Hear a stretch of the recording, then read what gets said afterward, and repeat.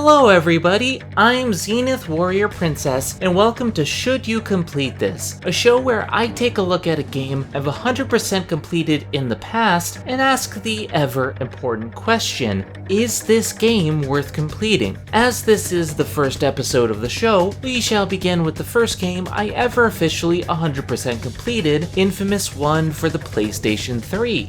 Let's take a closer look and see if it's worth your time.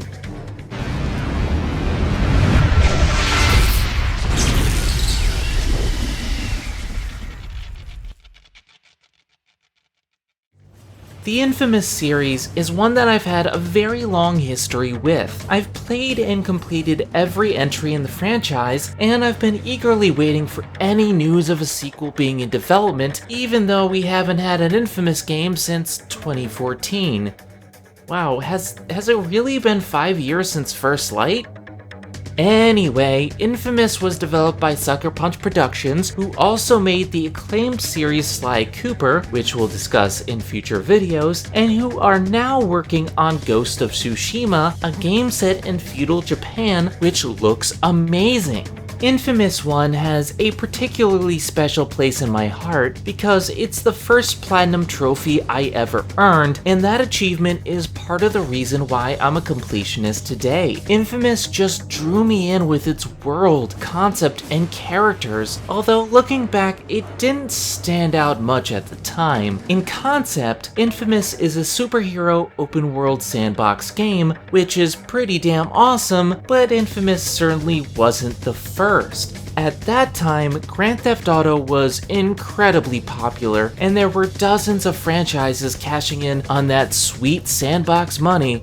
Jak 2 immediately springs to mind when I think of cartoony, superpowered sandbox, but Crackdown and Saints Row also came out years beforehand and made their mark on the industry. However, what I latched onto back then was the comic book presentation of the game. You play as Cole McGrath, a totally average bike messenger living a totally average life. He has a girlfriend named Trish, a best friend named Zeke, and that's about it. He's just an ordinary person until one day he stumbles upon something extraordinary. While out on a delivery one day, Cole is instructed to open the package, only to activate a device known as a ray sphere. This sphere explodes, leveling several city blocks nearby and nearly killing him, but also giving him the power to absorb and control electricity, much like Electro from Marvel Comics. And you see, this is what drew me into this game. It feels completely like an origin story straight from a comic book. In fact, most of the major cutscenes of the game are presented like moving panels ripped straight from a comic book, and that just made me want to play it all the more. Sucker Punch did something similar with the cel-shaded look of Sly Cooper, but here it feels like you are really playing the protagonist of your favorite comic. And as a teenager who grew up loving Marvel and DC comics, all I could say was shut up and take my money. Sure, there were tons of sandbox games out there, but nothing that spoke to my inner comic book nerd quite like this. The presentation was unlike anything I had seen at this point. Infamous came out in May of 2009 when I was only 18 years old, and it was the perfect game for me at the time. Being able to play as a superhero was a fantasy for any kid who grew up in my neighborhood, but I think the other thing that sold me on the game was the parkour system. Cole McGrath was an urban explorer in his free time, so he could climb any building provided there was a surface to climb onto. Between parkour and the superpowers, Infamous just hit all the right buttons for me, and I ended up buying the game day one. I played a bit of the game to get a feel for it, and I was simply in love with it. However, I was playing several other games at the time and didn't get around to fully completing it until June 2011. I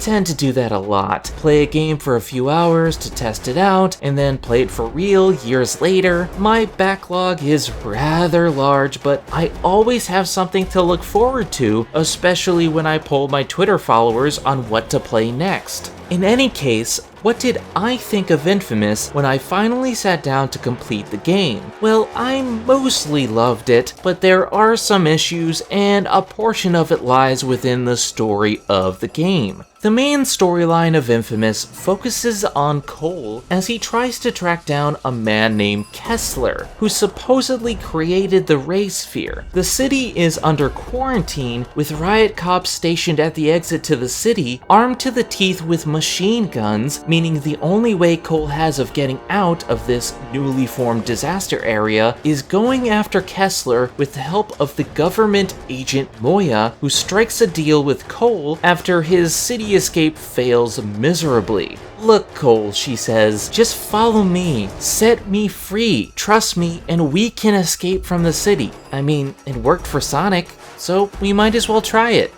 From this point onwards, Moya tasks you with various missions and quests to help out the people of the city, take down the gangs controlling each district, and find a way to track down Kessler and the Ray Sphere. And if you've played any open world sandbox game, you know what you're in for at this point. It is very Grand Theft Auto, but in a good way. Cole can easily get around the city thanks to his parkour abilities, and the side content helps to advance the main storyline in small ways. There are dead drops you can find on the rooftop of buildings that contain messages from a man named John, an undercover NSA agent trying to take down Kessler. The more you find, the more you learn about Kessler and his organization, the First Sons. Apart from the dead drops though, only the main story missions really advance the plot. The side missions aren't bad though, ranging from protecting EMTs from gangs to fixing satellites in the area in order to locate more dead drops, disabling surveillance devices, collecting shards of the exploded Ray Sphere to gain experience and level up your abilities, and going down into the sewers to turn on power to different areas of the city. All of these tasks are important in their own right, but they only serve a gameplay purpose and not a story one. Granted, this is true of most sandbox games of the time, but it is worth noting. A lot of it is busy work you'll need to do for 100% completion, but I never found any of it particularly boring, especially because exploring the sewers gives you new powers, such as the ability to grind on electric wires strewn about the city, which is awesome, or the ability to hover for a short amount of time. Every time you do a side mission, you definitely feel an impact in either the city, where enemies leave an area after you complete a side mission, or in the badass new abilities you have at your disposal. However, when it boils right down to it, there's not too much overarching plot in each of the 3 districts. You make your way to a new district, find the dead drops, turn on the power, track down the boss, and head down to the next district. Each one is being controlled by a gang, with the Reapers in the starting area, the Dustmen in the second, and the First Sons in the final area. Once each district is cleared, you learn a bit more about the Ray Sphere and Kessler, in part thanks to the dead drops, but there really isn't too much plot advancement until the end of the game. There's a ton of character advancement, make no mistake, but the major portion of the game is simply devoted to world and character building. Now, that's not necessarily a bad thing, but a large portion of the game can be summed up as Cole saves the day, takes down the rival gangs, and fights the boss at the end. Lather, rinse, and repeat. With that being said, I don't mind how formulaic it is, because the main characters are just so fun to watch. In my opinion, the biggest thing that Infamous does right is the interaction between its characters. You see, in between and during missions, Cole will get radio calls from Zeke and Moya, or he and Zeke form a plan on what to do next. These conversations are constantly breaking up any monotony of the mission structure, and I always want to hear what they have to say. Zeke Jedediah Dunbar, yes, that's his real name, is one of my favorite sidekicks in video games. He's always cracking lame jokes and poking fun at himself, which you would think might get annoying after a while, but it really doesn't. He always managed to get a chuckle out of me, and his character arc is something I can relate to. He realizes his flaws and limitations, but tries to help Cole out whenever possible. He's envious of Cole's powers and wishes he had some too, but knows the right path is to help help his friend. That is, until the third act, where he betrays Cole and takes a second ray sphere to Kessler, who promised Zeke powers of his own. Ultimately, Zeke realizes his mistake and helps Cole out in the end, but his struggle is just so human, feeling powerless to help and making a wrong choice to help out his friend that ultimately hurts them both. I love this guy, and he's the high point of the game for me, especially because there are moments in the game where Cole tells him to go home, tells him that he's not powerful enough to help out, and he simply does his best to help out the police. This is a good character right here. As for Cole, I actually didn't really like him the first time I played Infamous. I found him rather boring and monotonous, but as I completed this game a second time for footage, he really started to grow on me as a character. He's essentially the straight man to Zeke's wacky antics. He is able to emote and does so quite often, but it's often very subdued, most likely because he's trying to control his powers and emotions. There's a real subtlety to his performance that stands out now that I'm personally not blinded by teenage angst. I mean, I was listening to Crawling in My Skin at the time. I was pretty edgy. Speaking of which, initially I thought Infamous was following the late 2000s emo trend at the time by making everything dark and edgy, but actually this game was based on comics such as Batman No Man's Land, which really helps to explain the dynamic between Zeke and Cole. Zeke is the Oracle to Cole's Batman, and it works for the setting they're placed in. Admittedly, it still is a bit dated to have everything so grim and gritty, but I do think it works. Mostly. I'll get back to that in a little bit.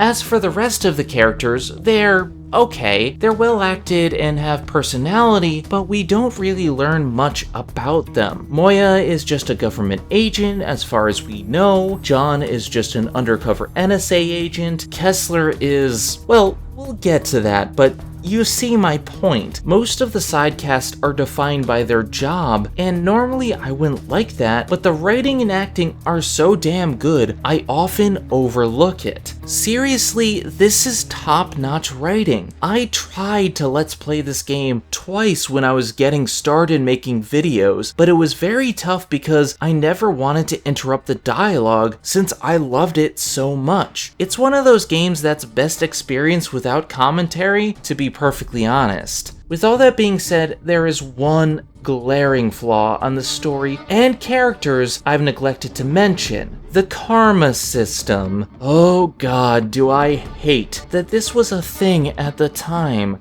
Look, I get the thought process behind it all. Mass Effect 1 had just come out 2 years prior and changed the gaming industry for good. The entire focus of Mass Effect was on choice-driven narrative that eventually carried your progress over to Mass Effect 2, and the rest of the industry wanted to jump on that bandwagon. The Walking Dead, Tales from the Borderlands, Infamous, Dragon Age, Dante's Inferno, every game wanted to include choice to some degree to make players feel like they left their mark on the game. The big difference to me between Mass Effect's complex branching narrative and Infamous's karmic system was that your choices really mattered in Mass Effect, and not just at the end of the game. Every decision you made helped to shape your Commander Shepard into its own unique entity that was wholly yours. I have a friend named Bethany who has spent several times running through the entire Mass Effect series, creating her own Commander Shepard and making choices that only she would make. It's part of why the series is so beloved by fans and scrutinized by fans. But in Infamous, your choices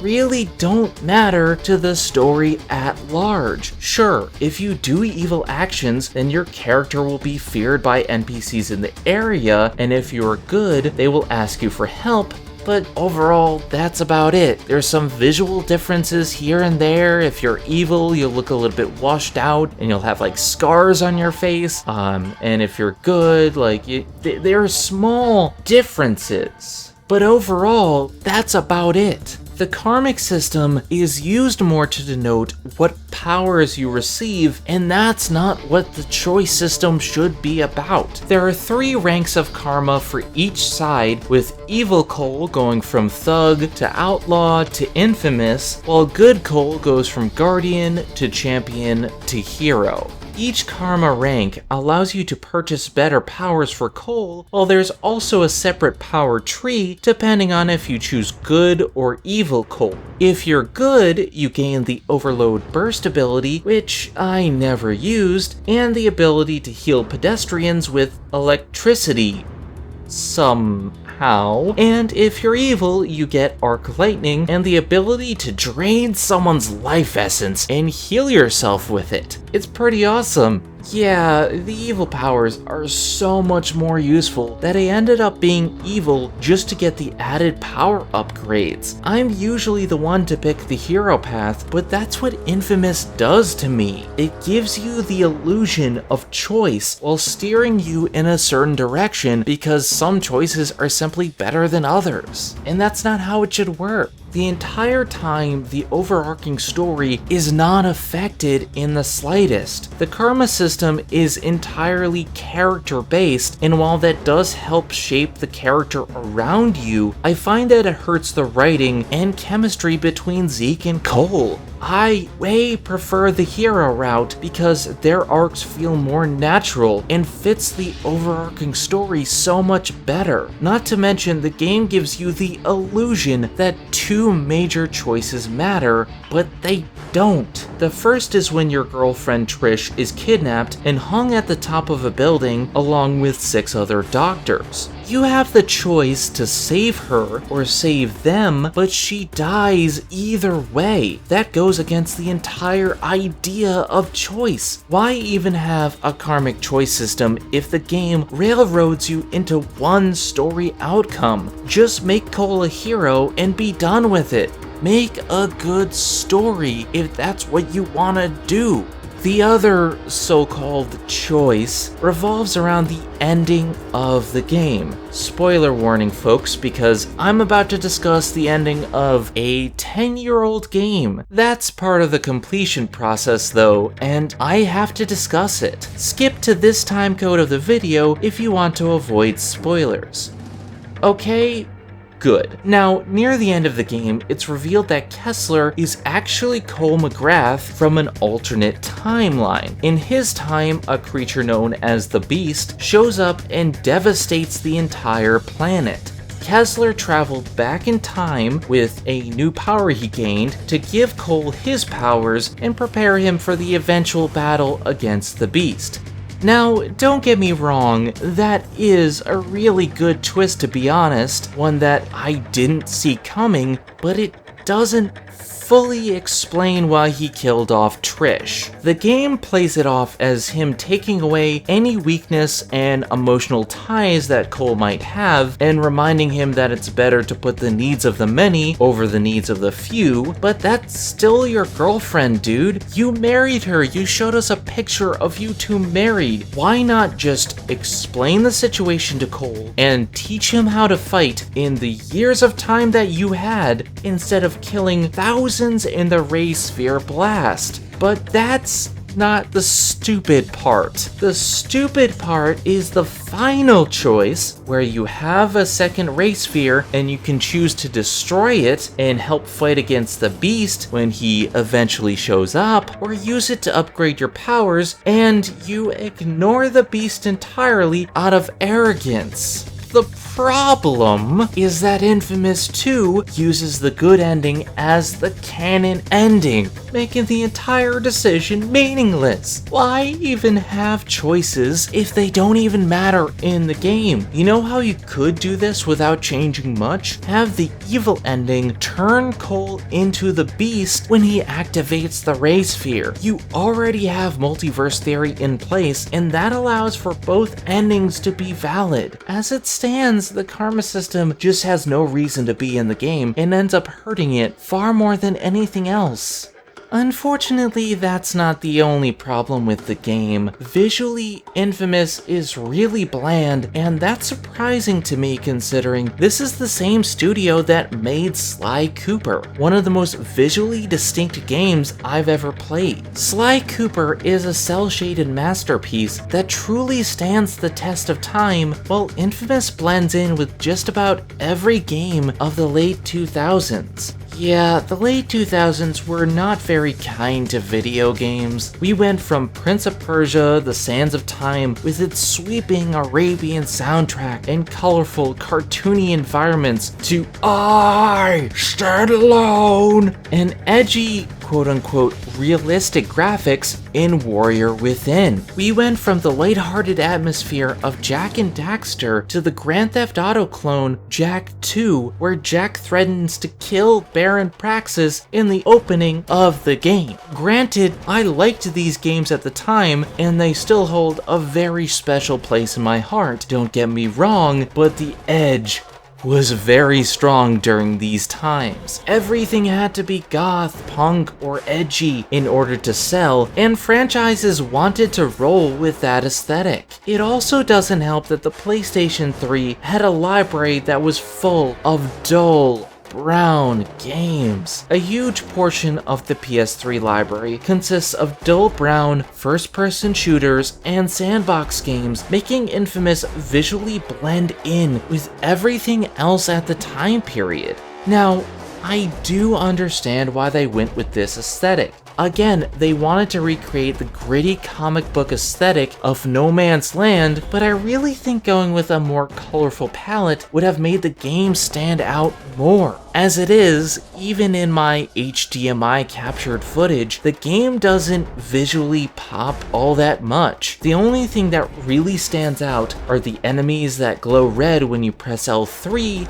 and the electrical objects which glow blue when you press L3. Other than that, it feels more like a late PS2 game in terms of visuals. It's not horrible, but it does show its age when you play it after all these years. At the same time, the problems that I have with the game don't matter to me all that much because Infamous is insanely fun to play. Even 10 years later, I'm impressed with how smooth this game controls. It really feels like Sucker Punch spent a large amount of time refining the controls to make them feel next gen because no other game controlled this well at the time. Now, control is a hard thing to really explain without actually playing the game yourself, but let's use the parkour as an example. Throughout the game, you're allowed to parkour and climb on any object you see in the game, and you usually have to use this to progress. In the PS2 era, platforming was always a bit wonky when you had to be very precise. If you had to land on a tightrope or a very small platform, you would often overshoot it because of the jump to 3D, or the hit detection wouldn't pick up correctly and you'd fall through the tightrope. This happened a lot in early platformers. However, Infamous allows you to be a bit less precise by soft locking you to land on the object you are nearest to.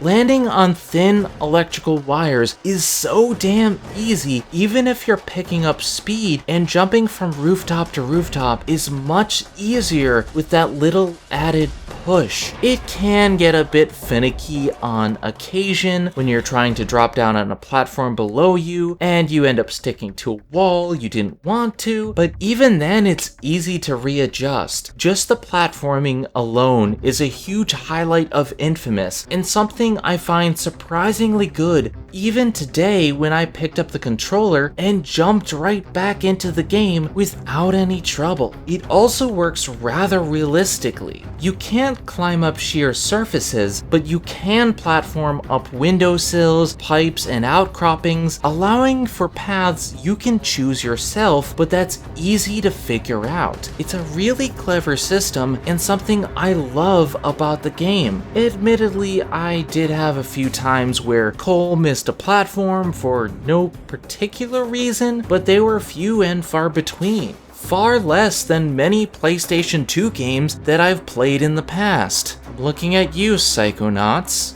The combat and superpowers are just as smooth. I found myself zipping around the city in no time, jumping across rooftops, hovering and grinding on wires and rails. There are so many electrical options at your disposal for electrical damage, from grenades to shockwaves to precision headshots that all feel smooth to pull off. You can use the experience you gain from enemies to purchase upgrades for your powers to make them more awesome, such as bigger blast radiuses for your thunder drop, or even a gigantic thunderstorm to pick off enemies, and this move is simply awesome. You can also heal yourself by absorbing electricity from a nearby car or streetlight, and that is just plain awesome. In addition to healing yourself, you can also use electricity to heal pedestrians or restrain down enemies for positive karma, or leech off their electrical energy to gain negative karma. Yeah, I'm not entirely sure how electricity could heal you, but you're also a walking battery in a world with other superpowered beings. This is based on a comic book after all, and as Linkara has explained so many times, comic books are weird. A lot of times. You are a walking superhero with all these electric abilities at your disposal, and it's just so damn fun to traverse this world, take down enemies, complete side missions, and lose yourself in the world of the game. With that being said, you also have one major weakness: water. If Cole even touches the water, he starts to lose consciousness, and if he falls in the water, he dies and respawns at the nearest medical clinic. This normally wouldn't be much of a problem, but Empire City is surrounded by water, and you find yourself in the sewers for a large portion of the game, because there is always a sewer mission. Always. Personally, I didn't find this too annoying because sewer missions are basically platforming challenges, and they are rather fun to complete most of the time. The other 5% of the time, the game glitches out and you find yourself diving into the water because you missed a jump for no particular reason.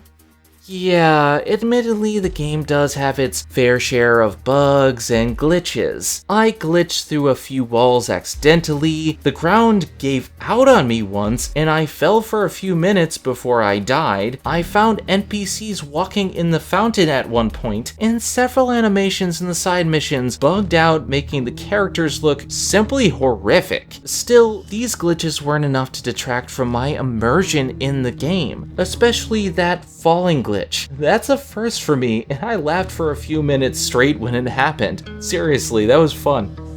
As for the bosses, they are quite impressive and varied. While there are only 3 boss fights in the game, each one plays out differently, from a battle against a giant mech to a trippy fight against a literal plague. Each boss has its own personality and feels like they were ripped straight out of a comic book, adding to the immersion of the game. Forget the horrible karma system, forget the ending, forget the bland visuals. None of that matters when the game is this fun to play. Gameplay is super important, especially within the first few hours, and Infamous checks all the right boxes with its gameplay alone. As a game, this is just a blast to play, and that alone gives it a stamp of approval from me. It has problems for sure, but overall, I do still recommend it to people. The grand majority of Infamous works, while what problems it does have are easily brushed aside while you're playing it. So, as a game, I consider Infamous 1 to be well worth your time, even with its share of issues, but the question still remains, should you complete this? As a completionist, I have 100% completed Infamous 1 twice now, but is it worth completing for the average gamer? Honestly, yes. The beauty of Infamous 1 is just how simple it is to complete, even for those just getting into video games today. The grand majority of trophies will be acquired just by going through the story missions alone and having fun with your powers. There's a trophy for sticking 50 enemies with a grenade, healing a specific amount of pedestrians, knocking people off high buildings, using static thrusters to fly for a specific distance, and riding on top of a a moving train for a certain amount of time. All of these can easily be acquired if you know trophy requirements and just have fun with it. Then there are trophies for obtaining all collectibles in the game. Finding all dead drops is easy since there's a radar on the map pointing you to each one, and as soon as you find the last one in each district, the trophy will pop, letting you know to move on to the next district. Finding all the blast shards, on the other hand, is a bit more challenging since they only appear on the radar when you press L3, and that minimap is very small. The best way I found to locate all shards was to break it up by district. Find all the shards in one district before getting any in the next district. For example, there's 147 shards in the Neon district. You automatically collect the first one under the bridge, so run around each section of the city and collect any you find until you have 146 shards. You can check how many shards you have in the save data in the options menu. The final shard requires the static thruster upgrade, so move on to the Warren district, acquire the upgrade, and return to the Neon to claim the final blast shard on the boardwalk on the right side of the Neon district. From there, you can move on to the Warren district, where the max cap is 282 shards. Once you have 282 shards, move on to the Historic district. It can get a tad annoying when you're missing just one shard and can't seem to find it, but there are blast shard maps available online, and if you still can't find that last shard, try completing the side missions because those markers tend to hide some of the shards in the area. I know I missed 2 in the Warren district because a side quest marker was just in the way. Just saying, that's a little bit annoying.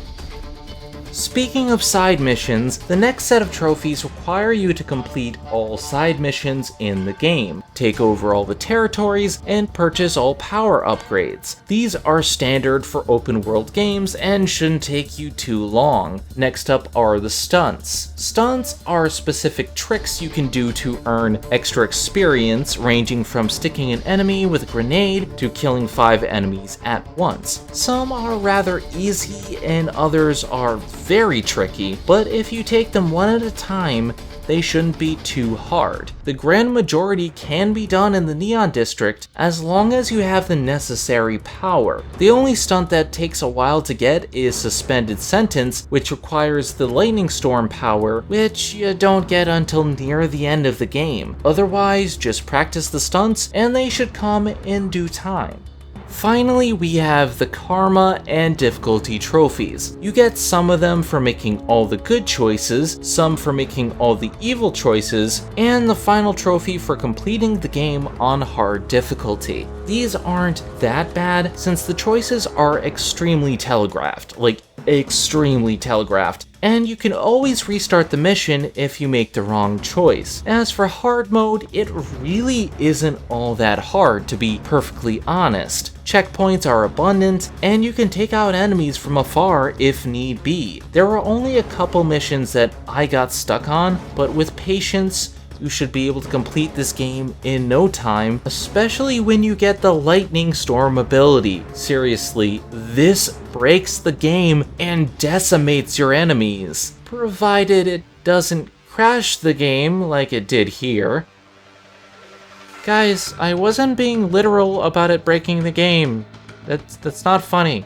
My first playthrough on Good took me just over 25 hours to complete, including all the completion and collection trophies, while the Evil Mode cleanup only took about 14 hours to complete. Altogether, the Platinum trophy took about 40 hours to unlock, and 1 or 2 hours of those was me replaying a mission because the game crashed and I had to redo all my progress. For me, that's about a week of game time, but I'm sure there are people out there who can complete this game far faster than I ever could. Personally, though, I'd say this is a pretty decent platinum to start with if you want to become a completionist. While not the easiest platinum out there, there's nothing that made completing this game a chore. Well, aside from the glitches. Speaking of which, there's another glitch I discovered while playing the game. At least, I think it's a glitch, because I can't find any official confirmation on this, even after doing a little bit of research. You see, after completing the game on my good playthrough, my save file was locked at 85% completion. I figured that the remaining percentage would be gained on the evil playthrough, but when I completed the game on evil, I was only at 90% completion. So I booted up my good playthrough again and saved, after getting the platinum trophy, mind you, and it was stuck at 95%. Nothing I could find online would confirm whether this is a glitch or whether you need to do something specific for that last 5%. Granted, I know I completed the game fully, but this is really annoying for a completionist. Some people have said that 1% can be gained by leveling up the free DLC power, the Gigawatt Blades, so I went on the PSN store, downloaded the power, and leveled them up twice, and nothing happened. I'm not sure if getting the final upgrade would add anything, but unfortunately my good file has all the districts complete, so the only way to gain experience is from healing random pedestrians, and I don't have all day to confirm if that's true or not. Side note, the Gigawatt Blades look cool, but they're really just a fancy looking melee weapon. Nothing to really write home about there. I'm really glad I didn't spend money for that. Another account said that the remaining percentage can be gained from fully upgrading all powers on good, then getting full evil karma to obtain the remaining evil powers, but others just say that getting all trophies gives you the 100% save file. This is honestly frustrating for me as a completionist, especially because I do have OCD and I hate seeing that incomplete save file. If anyone knows if this really is a glitch, or if you really can have a complete 100% save file in Infamous 1, please let me know and I will update you guys in the future, but for now I'm calling this a glitch and using my trophy completion as proof of my 100%. In any case, I still give this game a recommendation for completionists because the platinum is rather easy to unlock and it is a solid game overall. It does have its share of problems, but in the end, I still say Infamous 1 is well worth your time. I'm Zenith Warrior Princess, and I'll see you next time when I take a look at Ratchet & Clank Future Tools of Destruction. Have a nice day, everybody! Hey, this is Megami33. Thank you for watching Zenith Will Review. Don't forget to like, comment, and subscribe for more awesome videos. If you like what you see, check out the Patreon page at patreon.com/ZenithWillReview.